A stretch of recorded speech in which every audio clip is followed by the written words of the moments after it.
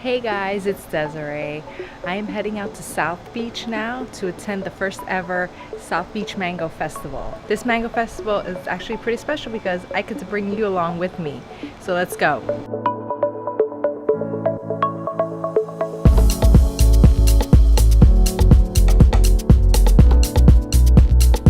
The festival had mango-themed food and drinks, as well as cooking demonstrations and kids' activities like the mango eating contest.